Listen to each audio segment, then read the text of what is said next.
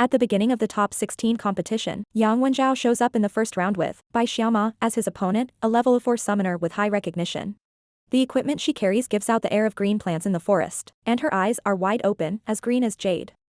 On the challenge arena, Yang Wenjiao and Bai Xiaoma stand opposite each other. Unlike Yang Wenjiao's coldness and seriousness, Bai Xiaoma projects an air of calmness and easiness, chewing gum in her mouth. With the order of the referee, Yang Wenjiao steps heavily on his feet and rushes away towards Bai Xiaoma. Bai Xiaoma leaps back and chants incantations. A large area of green plants suddenly appears in the originally empty arena. These vines turn into intractable weapons and attacks Yang Wenjiao from all directions. Accompanied by the sound of branches and vines breaking, Yang Wenjiao and Bai Xiaoma are getting closer and closer. Seeing Bai Xiaoma, who has been within the attack range, Yang Wenjiao, with a serious look coming into his eyes, holds the long sword that sends out a hot flame. He is ready to beat Bai Xiaoma in one move. Right at this very moment, Bai Xiaoma summons a blood-red cherry. Although Yang Wenjiao senses danger, he still instinctively makes a move against the cherry. With a loud bang, the chopped cherry triggers a huge explosion, and the fire and smoke caused by it completely envelopes Yang Wenjiao. Just when people are worried about whether Yang Wenjiao would be in danger, he emerges out of the smoke with two swords and eyes flaming with fury.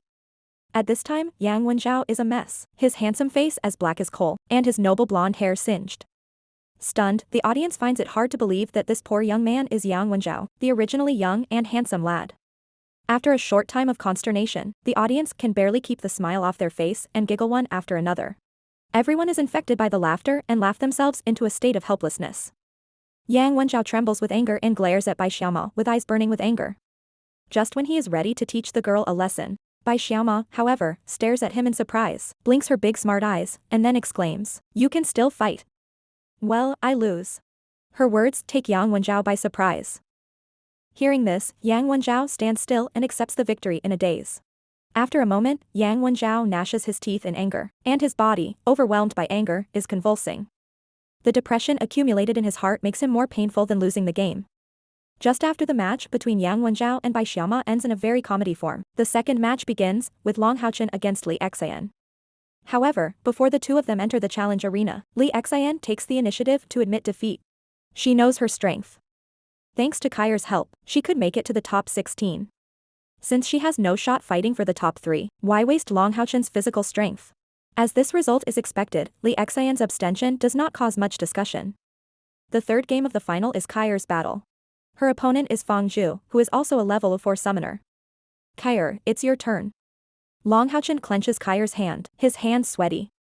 He is worried that Cai'er would encounter danger and be injured in the game. Cai'er gives a nod to Haochen before walking toward the arena. After the start of the game, Cai'er does not find a shelter to hide herself first and then wait for the opportunity to move like other assassins do. Instead, she stands still, so calm and quiet as if she isn't in a fierce battle. Haochen rises to his feet anxiously. He assumes that Cai'er could not find the stone pillar because she could not see. At this time, Fang Zhu also makes a move.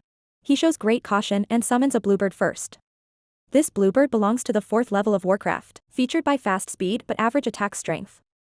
A chirp sounds, and the bluebird flies quickly to Cai'er. In a flash, the bluebird is right in front of her with its wings fluttering like 2 blades. Cai'er, however, remains motionless. To everyone's surprise, the bluebird directly penetrates Cai'er's body. All that remains on the ground is her shadow. At some point, she has advanced several meters. The green bamboo stick is raised and 3 light waves suddenly appeared. Before everyone could react, the bluebird in the middle of the sky has been hurt by the strength of the green bamboo staff, broken into 8 pieces. Stupefied, Haochen gapes at Cai'er in the challenge arena. Is this the pure and lovely blind girl who needs his protection? Even he failed to see clearly the speed of Cai'er just now, and the oppressive feeling brought by such strength is even stronger than Yang Wenjiao. At this time, Cai'er, unaware of what Haochen is thinking, is walking to Fang Zhu in a leisurely manner, bringing the latter great pressure.